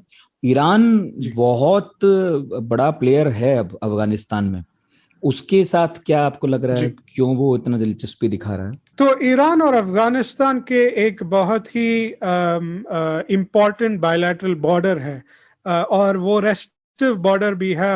ईरानियन कुछ सेपरेटिस्ट वहाँ पर भी रह रहे हैं, बलूची जो सेपरेटिस्ट होते हैं वो भी वहाँ पर सेफ हेवन मानते हैं अफगानिस्तान में। तो ईरान को वो बॉर्डर एक बहुत ही बड़ा सिक्योरिटी इंटरेस्ट है, और ईरान का पोजीशन थोड़ा सा चेंज हो गया है तालिबान के रिलेटिव में। पहले जब तालिबान आए थे 1990s में, तो तालिबान सऊदी अरेबिया के साथ ज़्यादातर रिलेशनशिप बरकरार रख रहे थे, और सऊदी अरेबिया की सपोर्ट के साथ ही तालिबान वहां पर राज कर रहे थे।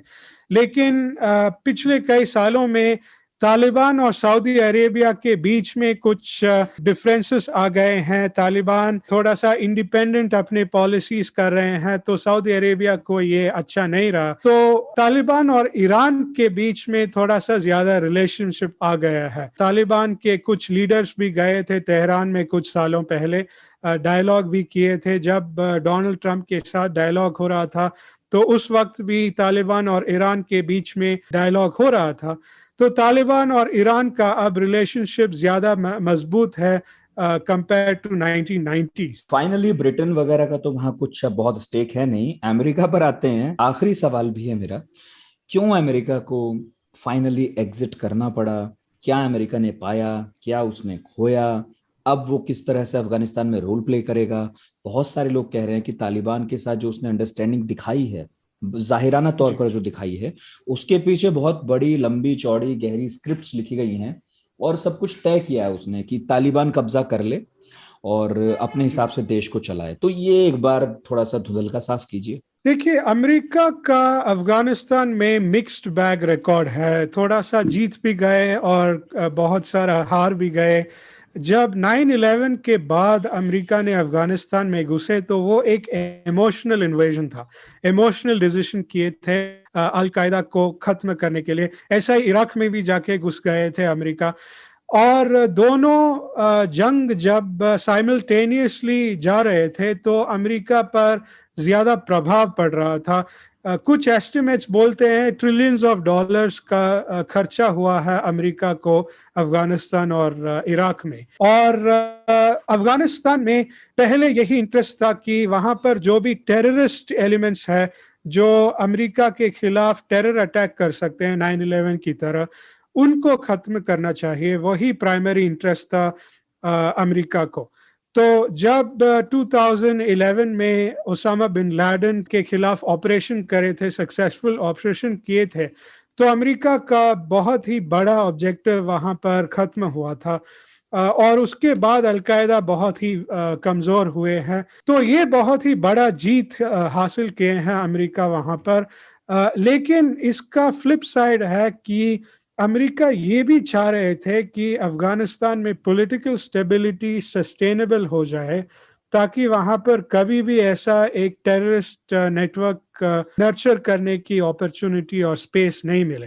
हाँ, मतलब तालिबान उस मायने में खुद तो आतंकवादी उस तरह से नहीं है, लेकिन वो अलकायदा जैसों को संरक्षण देता है जो 7 समुंदर पार करके हमला तक करने की क्षमता रखते हैं।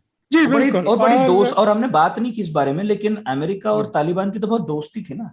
जी पहले था, सोवियत ऑक्यूपेशन जब हो रहा था तो उनके खिलाफ लड़ने के लिए अमेरिका ने तालिबान के इस्तेमाल किए थे। तालिबान का क्रिएशन ही अमेरिका ने किया था सऊदी अरेबिया और पाकिस्तान के साथ सोवियत यूनियन के खिलाफ लड़ने के लिए।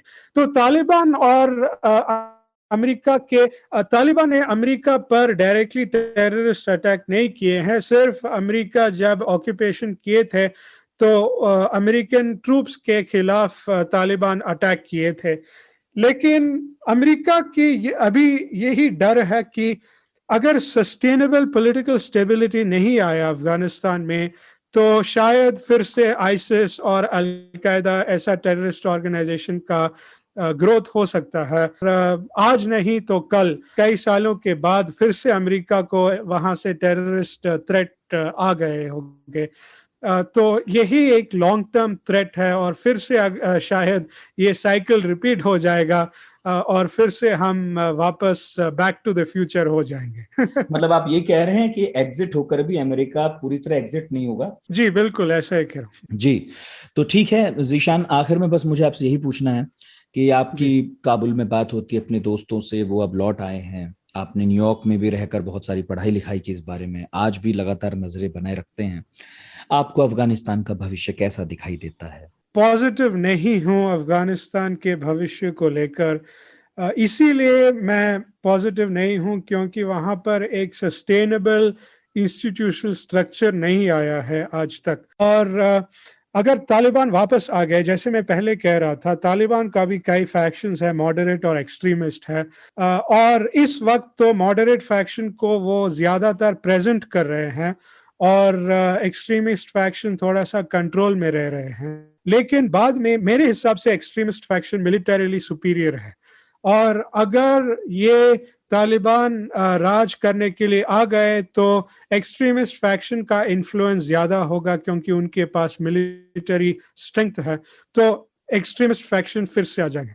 मेरे हिसाब से बेस्ट के सिनारियो यही है कि शायद तालिबान सऊदी अरेबिया की तरह हो जाएंगे, वहां भी स्टेट होंगे, इस्लामिस्ट स्टेट होंगे, वहां पर शरिया होगा, लेकिन फिर भी थोड़ा सा पॉलिटिकल स्टेबिलिटी होगा। शायद मॉडरेट और एक्सट्रीमिस्ट फैक्शन के बीच में एक कॉम्प्रोमाइज और लॉन्ग टर्म अंडरस्टैंडिंग होंगे, जैसे सऊदी अरेबिया में मोनार्की और वहाबी क्लेरिक्स के बीच में है। तो इसी के साथ वहां पर शायद थोड़ा सा लॉन्ग टर्म स्टेबिलिटी होगी। लेकिन नेगेटिव यही है कि इस बेस्ट के सिनारियो में भी वहां पर वहाबी रूल होंगे, शरिया रूल होंगे और लोगों को बहुत तकलीफ होगा।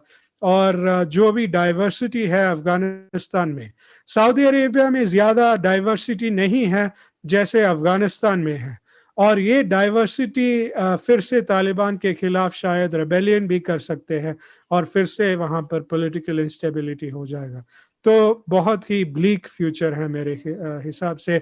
लेकिन मैं उम्मीद रखता हूं कि अफगानिस्तान जो बहुत ही अच्छा देश है, जिसका लोग बहुत ही एंटरप्राइजिंग है, बहुत ही टैलेंटेड है, उनको फिर से एक अपॉर्चुनिटी मिल जाए अपने फ्यूचर को अपने कब्जे में लेने के लिए और वो अपने देश को आगे बढ़ सके। यही मेरी उम्मीद है और मैं मानता हूं कि शायद ये भी हो सकता है। ये बहुत आपने कमाल की बात कही कि एक सऊदी अरब जैसा एक दूसरा देश खड़ा हो सकता है जिसमें धर्म किसी एक खास तरह के लोगों के हाथों में होगा जो बेसिकली कट्टरपंथी हैं, जबकि मुल्क की जो सियासत है या मुल्क का जो इंफ्रास्ट्रक्चर है, जो विकास है, वो कुछ ऐसे लोगों के हाथों में हो सकता है जो मॉडरेट हैं या फिर जिनकी मजबूरी है कि उन्हें प्रगतिशील होना ही होगा, क्योंकि दुनिया कम से कम कट्टरपंथी ताकतों को जो स्ट्रक्चर्ड भी नहीं है उन्हें शासक के तौर पर तो स्वीकार नहीं करने वाले। जी बिल्कुल। बहुत बहुत शुक्रिया ज़ीशान जी, आपने इतना वक्त दिया। मुझे उम्मीद है कि हमारे सुनने वालों को ये पूरा टॉपिक समझ में आया होगा और मैंने तो पूरी कोशिश की कि हर तरह के सवाल आपसे पूछ सकूं, इतिहास के भी, वर्तमान के भी और इंटरनेशनल रिलेशन से जुड़े हुए भी, जिसके आप विशेषज्ञ भी हैं। बहुत बहुत शुक्रिया। बहुत बहुत शुक्रिया नितिन जी। और पढ़ाकू नितिन का एपिसोड आपको कैसा लगा आप हमें जरूर बताइएगा radio@aajtak.com पर। इसके अलावा तारीफ करनी हो, बुराई करनी हो, जो भी करना हो दिल खोल कर कीजिएगा। फेसबुक, ट्विटर, इंस्टाग्राम पर भी हम हैं। वहां पर लिख दीजिएगा जो भी आपकी राय हो, और यदि आपको लगता है कि हमें किसी खास टॉपिक पर बात करनी चाहिए तो वो भी जरूर बताइएगा। और अब मुझे इजाजत दीजिए, ज़ीशान को भी इजाजत दीजिए। अपना बहुत ख्याल रखिए। बहुत बहुत शुक्रिया।